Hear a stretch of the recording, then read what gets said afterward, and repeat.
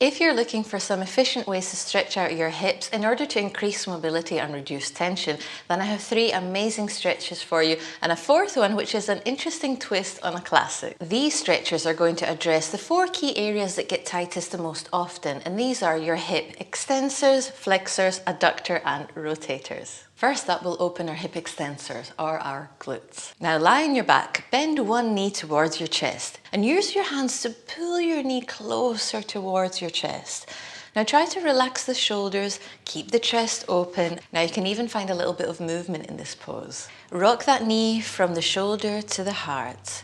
And if it's still difficult to clasp both hands around the knee, wrap a yoga strap around your knee and hold onto the strap with both hands. And you can hold for around 30 seconds on each side. In yoga, we call this pose Pavana Mukhatasana, and it's also known as wind removing pose because, well, let's just say this pose has extra benefits. Pose number 2 is for our psoas muscles, which are our hip flexors. When these muscles get tight, they can pull on the lower back, and this can create pain and discomfort, especially if you sit a lot throughout the day. So come to a tall kneeling position and bring your left foot forward. Stay upright and put your weight onto that front leg.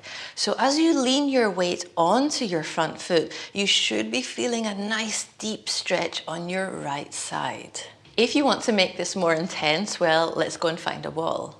I like to use some padding for the knee because it can be a bit intense. So when you're upright like this, then you're mainly targeting your quads.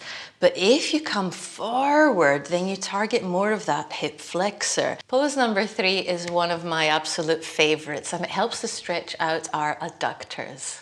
Sit on the floor and bring the soles of your feet together. You can use your elbows to push down and bring your knees closer towards the floor. An alternative I like is to use 2 blocks and then use them to push down.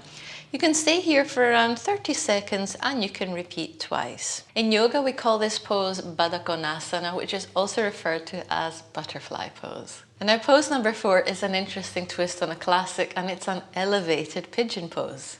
And this is great for those who can't bring their shin bone quite forward in pigeon pose. Now this one is going to help stretch out your hip rotators, your glutes and piriformis muscles. So for elevated pigeon, we're going to need a table. We want it to be slightly lower than our hips. Place your right leg on the table with your left leg slightly further back than your hip. You want the knee to be directly in front of the hip and your foot directly lined up with your knee, making a nice 90-degree angle. As you lean forward, try to rotate the left hip forward and stick your butt out. So that's your hips sorted, but what about your hamstrings? You're going to want to watch this video next because this flexibility hack is a total game changer.